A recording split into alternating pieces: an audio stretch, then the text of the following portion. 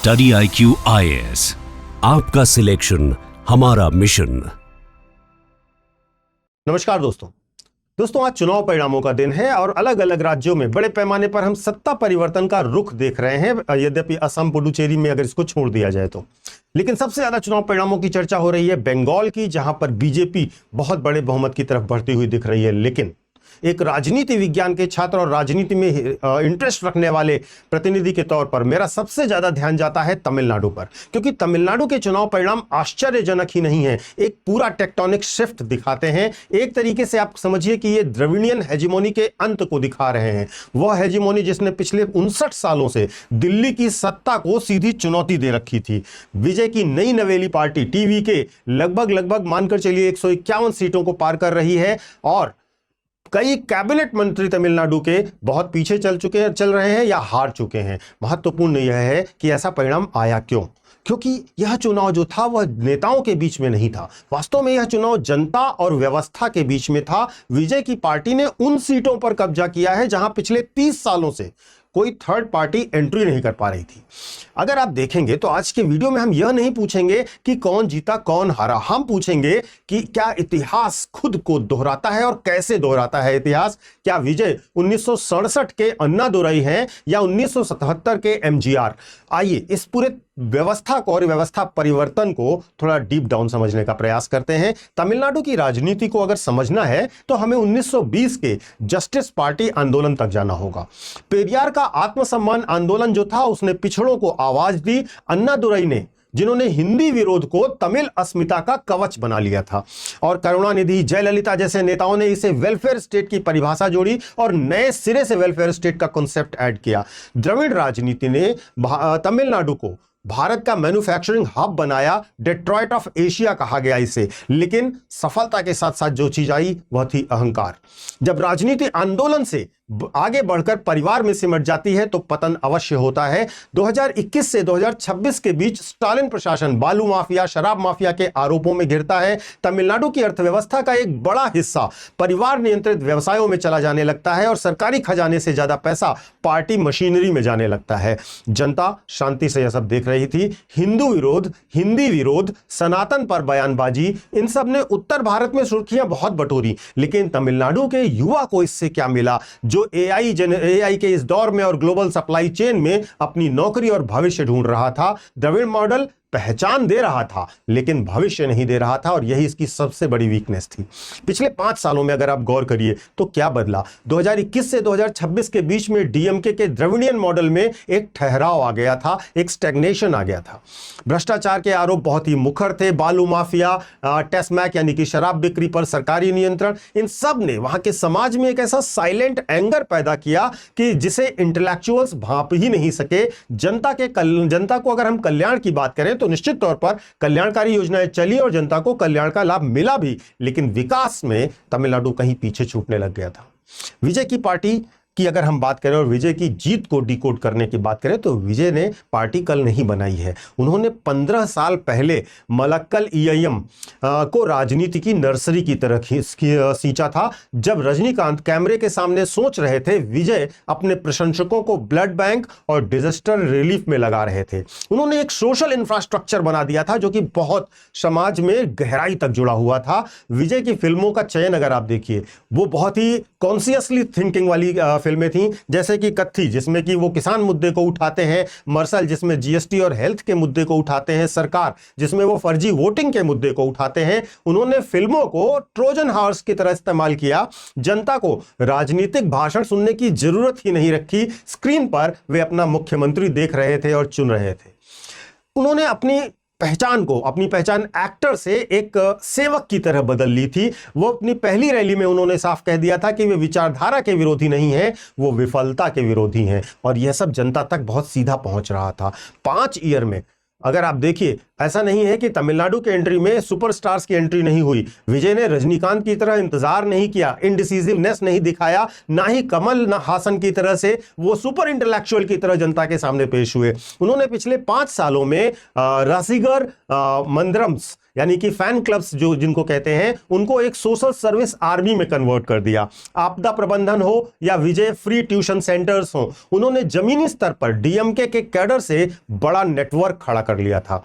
इसके साथ साथ जो सबसे बड़ी चीज रही और सबसे महत्वपूर्ण एंगल रहा वो था एसआईआर।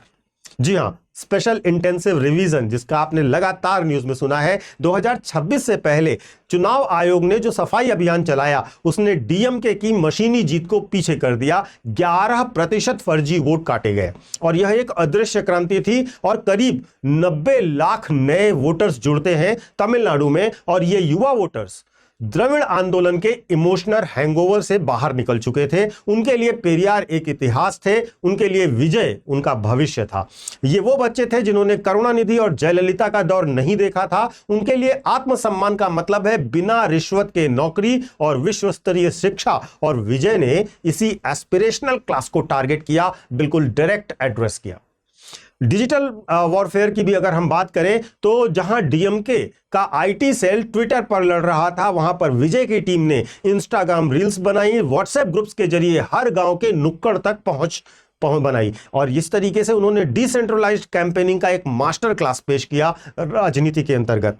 विजय की टीम ने डेटा एनालिटिक्स का इस्तेमाल करके उन सीटों पर निशाना बनाया जहां पर हार जीत का अंतर 5000 या उसके आसपास या उससे कम था, और इसी के नतीजे और इसी डेटा ड्राइवन राजनीति के परिणाम आज चुनाव परिणामों में दिखाई दे रहे हैं।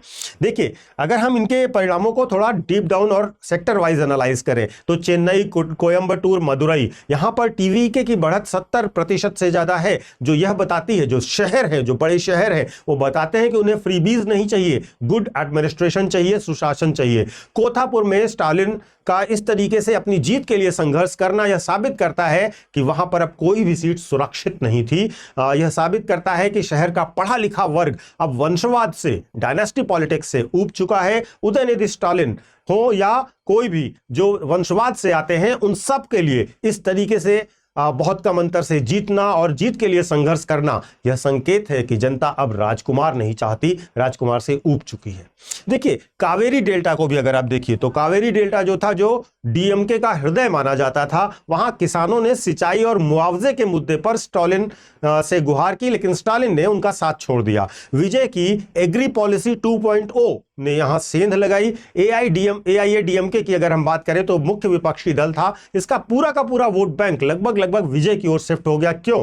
क्योंकि विपक्ष के तौर पर, विपक्ष के कार्य करने के तौर पर यह निश्चित तौर पर बहुत ही कमजोर दिखे। पिछले 5 साल में जनता ने स्ट्रांग लीडर की तलाश में विजय को चुना और यह इनकी विक्ट्री का एक बड़ा रीजन था। विजय ने बहुत सारे वादे भी किए हैं जो बहुत ध्यान देने वाले हैं, जिसको आप फ्री बीज कहते हैं, कल्याणकारी योजनाएं भी कह सकते हैं। विजय ने 2500 रुपए डायरेक्ट बेनिफिट का वादा किया है, 8 ग्राम सोने का वादा किया है, मुफ्त सिलेंडर का वादा किया है। अब इन सब के लिए चाहिए लगभग 8 लाख करोड़ रुपया। तो क्या राज्य की अर्थव्यवस्था इसको झेल पाएगी? विजय का प्लान जो है वो करप्शन लीकेज को रोकने का है। अगर वे 20% भ्रष्टाचार भी कम कर पाए तो फंड शायद मैनेज कर ले जाएंगे। यह एडमिनिस्ट्रेटिव रिफॉर्म की और विजन की पहली अग्नि परीक्षा होगी। दिल्ली के साथ संबंध अगर आप ध्यान देंगे तो पिछली सत्ताधारी दल और दिल्ली के बीच के संबंध बिल्कुल 36 का आंकड़ा था।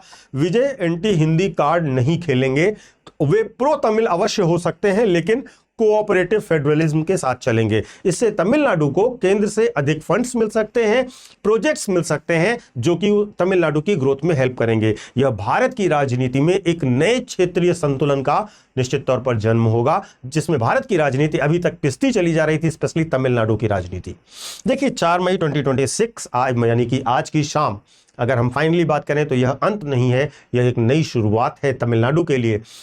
स्टालिन की इस प्रकार की विदाई एक महान विरासत का दुखद अंत अवश्य कही जा सकती है, लेकिन विजय का उदय एक नई उम्मीद को जन्म देता है। तमिलनाडु की जनता ने साबित किया है कि लोकतंत्र में कोई भी अपने आप को अजेय न माने। विजय अब अगले दौर में स्क्रीन की स्क्रिप्ट नहीं पढ़ रहे होंगे बल्कि संविधान की किताब उन्हें पढ़नी पड़ेगी। क्या वह रियल लाइफ से के थलपति से रियल लाइफ के किंग बन पाएंगे? इतिहास उन्हें उनके एक्शन और मूवीज से शायद नहीं याद रखेगा, लेकिन उनके एडमिनिस्ट्रेशन के लिए जरूर याद रखेगा। क्या आपको लगता है कि विजय का यह मॉडल जो है वह यूपी, बिहार या बंगाल में दोहराया जा सकता है? यूपी में भी क्या ऐसे पॉलिटिक्स की कोई उम्मीद की जा सकती है? क्या व्यक्तित्व आधारित राजनीति भारत का भविष्य है या भविष्य बनती दिख रही है? आप अपने विचार कमेंट में अवश्य शेयर कीजिएगा। मैं आपको अपने सोशल मीडिया हैंडल्स बता देता हूं। यूपीएससी मेंटोर पंकज सर के नाम से आप मुझे कनेक्ट कर सकते हो इंस्टा और टेलीग्राम पर। यहां पर आपको मेरे सारे वीडियोस के लिंक मिल जाएंगे और इसके साथ साथ जो बच्चे यूपीएससी की तैयारी करना चाहते हैं वो हमसे जुड़ सकते हैं। हमारे प्रतिज्ञा P2I बैच से जुड़ सकते हैं। ये प्रीलिम्स टू इंटरव्यू बैच होता है जहां पर आपको हिंदी माध्यम में, इंग्लिश माध्यम में और बाइलिंगुअल क्लासेस दी जाती हैं। आप कोई भी बैच ऑप्ट कर सकते हैं। हमारे बैचेस 7 मई से शुरू हो रहे हैं और बैचेस से जुड़ने से पहले आप PK लाइव कोड का इस्तेमाल कीजिएगा, क्योंकि यह कोड आपको अट्रैक्टिव डिस्काउंट हमारे हर कोर्स की फीस पर दिलाएगा। कोर्सेज में क्या मिलेगा और कोर्स की डिटेल्स क्या है उसके लिए आप डिस्क्रिप्शन बॉक्स में दिए गए लिंक पर जाकर या हमारे ऐप या वेबसाइट पर जाकर देख सकते हैं। Thank you so much. जय हिंद। स्टडी IQ IAS, आपका सिलेक्शन हमारा मिशन।